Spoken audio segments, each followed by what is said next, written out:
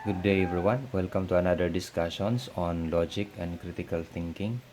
Today we're going to discuss judgment and proposition. Now, basically there are three material objects of logic, namely simple apprehension, judgment, and reasoning. The discussions on simple apprehension are mainly on ideas and terms. Judgment, on the other hand, which is generally defined as an act of the mind asserting or negating the union of the two ideas or concepts. For example, between the two ideas and concepts, man and driver, the mind affirms the union if it asserts that the driver is an attribute referring to the man. This can be expressed by saying the man is a driver. On the other hand, the mind denies the union if it claims that the driver is not an attribute referring to the man. It can be expressed by saying the man is not a driver. The former is logically known as affirmative judgment, and the latter is logically known as a negative judgment. Judgment is a mental activity, as it is already stated above, and it has to be materially expressed in order to be communicated, and its sensible expression is known as proposition.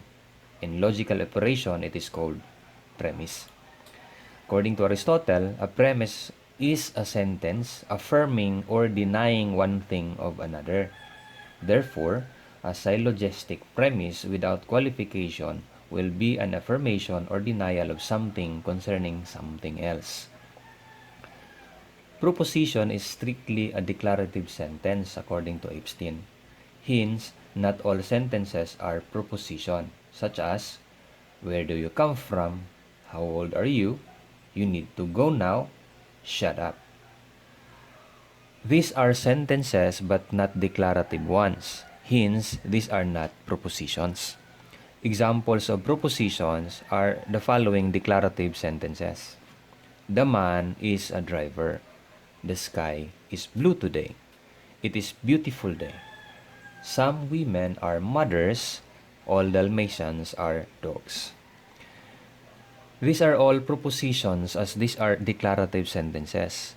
But in order to be logically useful in traditional sense, all declarative sentences must be reduced into a categorical proposition. In logic, it is important then that a categorical propositions must be distinguished from a non-categorical propositions. The standard categorical proposition is composed mainly of four components: the quantifier, the subject term, the copula, and the predicate term. The quantifier determines the quantity of the proposition. It refers to whether we are dealing with all, or not all, or some.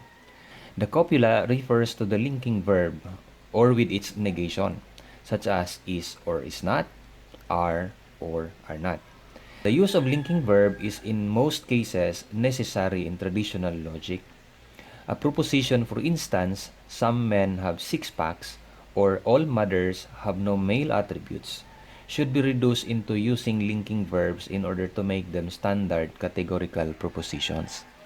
The first can be restated as some men have six packs, while the second could become all mothers are not males.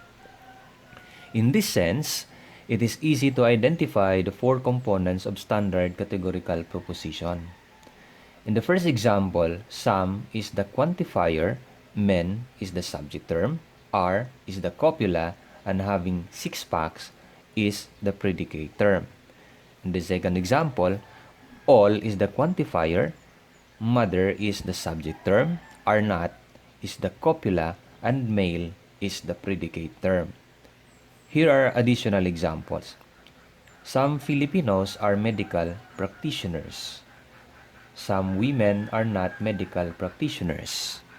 All surgeons are medical practitioners, and all uneducated people are not medical practitioners. As we have discussed so far, it could be noticed that a proposition can be quantified and could be identified by its quality. By quantity, I mean as universal or particular. If the quantifier refers to some or not all, then the quantity of the proposition is particular. While if the quantifier refers to all, then the quantity of the proposition is universal. Some Filipinos are medical practitioners is particular. Some women are not medical practitioners is also particular. All medical doctors are medical practitioners is universal, and all uneducated people are not medical practitioners is an example of universal proposition. The quality of the proposition refers to whether the proposition is affirmative or negative. This can be easily recognized since the copula of a negative proposition contains the word not. It indicates that the subject and the predicate terms are separated or not united. Some Filipinos are medical practitioners is an example of affirmative proposition. Some women are not medical practitioners is an example of a negative proposition. All surgeons are medical practitioners is an affirmative proposition, while all uneducated people are not medical practitioners is another example of negative proposition. As you can see, any proposition is always a combination of quality and quantity. Try to look at this table. So we have combined the quality and quantity. If a proposition is affirmative and universal, it is symbolized logically as a proposition. If the proposition is a combination of negative and universal, it is symbolized as E. If a proposition is a combination of particular and affirmative, it is symbolized as I in logic. While if the proposition is a combination of particular and negative, it is logically symbolized as O proposition. Now, these are the four kinds of standard form categorical proposition. A, which means universal affirmative. E, which means universal negative. I, which is particular affirmative. And O, which is particular negative. Example of an A proposition is all professors are academicians. This is universal affirmative or A proposition. Example of E proposition is all professors are not uneducated. This is universal negative. Example of I proposition, some professors are philosophy majors.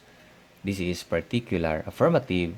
And lastly, an O proposition could be some professors are not board passers. This is particular negative.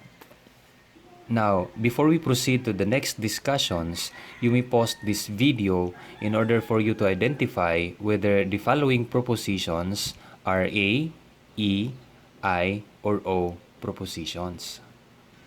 You may comment down below your answers.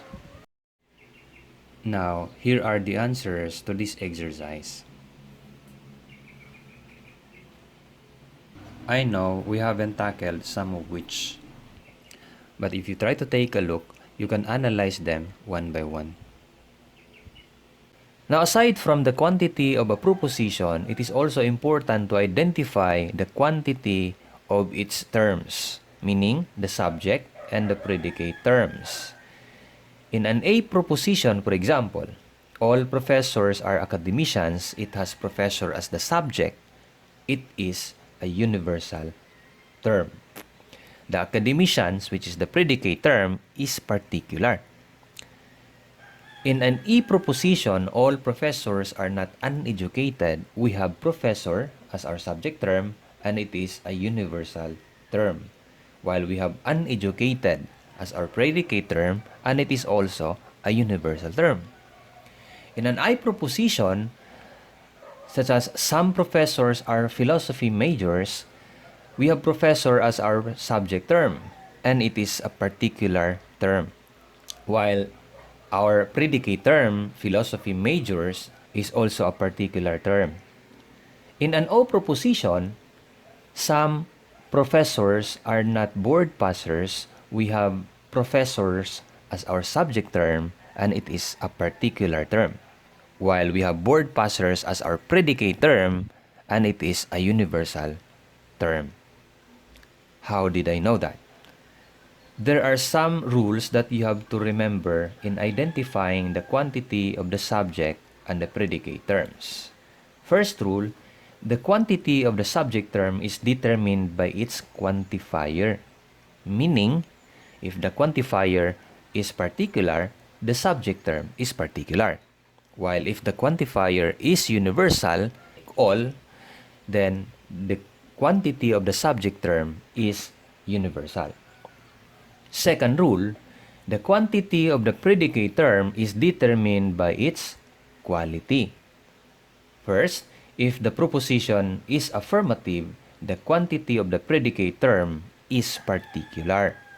Meaning, if the proposition is A or I propositions, the predicate term is always particular. Second rule, if the proposition is negative, the quantity of the predicate term is always universal. Meaning, if the proposition is E or O propositions, the predicate terms must always be universal. Now try to answer the next exercise.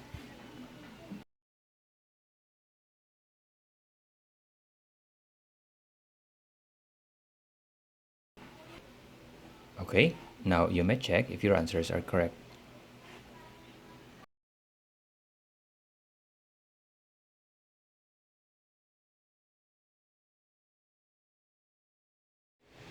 That would be all. Thank you so much.